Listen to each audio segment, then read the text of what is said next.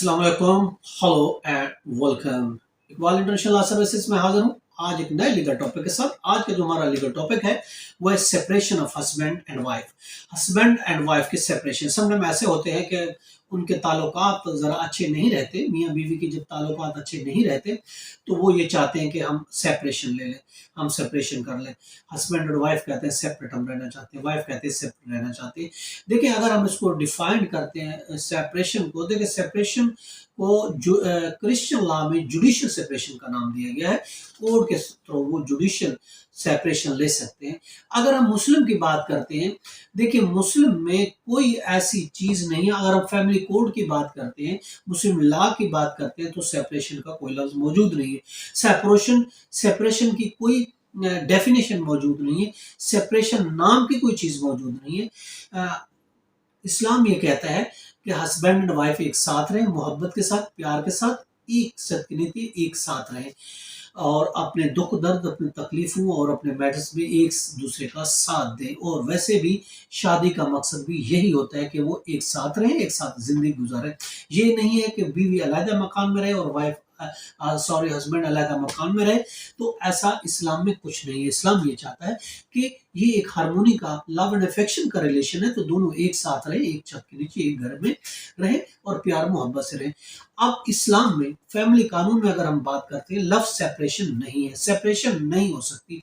देखिए Muslim family law के तहत अगर इफ यू आर मुस्लिम, आप चाहते हैं कि मैं सेपरेशन ले लूं तो आप सेपरेशन नहीं ले सकते। या तो आप हस्बैंड के साथ रहे या फिर आप खुला लेना। तीसरी कोई चीज मौजूद ही नहीं है। या तो आपको साथ रहना है या फिर खुला लेना है। ऑफ कोर्स या फिर हस्बैंड भी कह सकता है कि वो डिवोर्स दे सकता है, तो डिवोर्स दे सकता है, या फिर आपके पास डेलीगेटेड पावर है तो आप भी डिवोर्स दे सकते हैं, या फिर आपको कोर्ट से खुला लेना होगा, मगर सेपरेट नहीं। अगर आप सेपरेट रहते हैं और हस्बैंड के जो मैरिटल ऑब्लिगेशन है वो पूरी नहीं करती तो कानून के मुताबिक आप खर्चे के भी हकदार नहीं।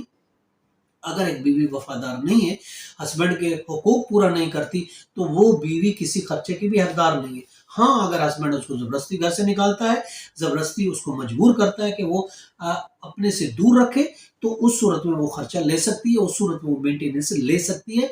उसका राइट बनता है कि हस्बैंड ने उसको जबरदस्ती निकाला, जबरदस्ती उसको मजबूर किया, वो अलग सेपरेट होके रहे, सेपरेट घर में रहे, या वो होके अपने वालिदैन के घर रहे। कहीं भी वो सेपरेट अगर रहती है हस्बैंड से अपनी मर्जी के खिलाफ, उसको हस्बैंड जोर जबरदस्ती से करता है, तो फिर वो उसकी बीवी है, वो खर्चे की हकदार है। अगर खर्चा नहीं देता कोर्ट के तो खर्चा ले सकता है। लेकिन अगर वो मर्जी से, अपनी मर्जी से छोड़ के चली जाती है, दूर जाकर रहती है, हस्बैंड बुलाता है नहीं आती, हकूक पूरे नहीं करती, तो फिर वो खर्चे की हकदार नहीं है। तो इसको हम सेपरेशन नहीं कहेंगे। सेपरेशन जो फैमिली लॉ में होगी वो सेपरेशन तब होगी कि आप खुला ले लेती है। जब आपने खुला ले ली तो आपकी सेपरेशन होगी। अगर आपने हस्बैंड ने डिवोर्स दे दी तो फिर आपकी हो गई सेपरेशन हो गई। जबकि क्रिश्चियन लॉ में है कि आप जुडिशियल सेपरेशन भी कोर्ट के थ्रू ले सकते हैं। ये तो हमारा आज का टॉपिक। इसके साथ इजाजत दें। Have a nice day. Allah Hafiz.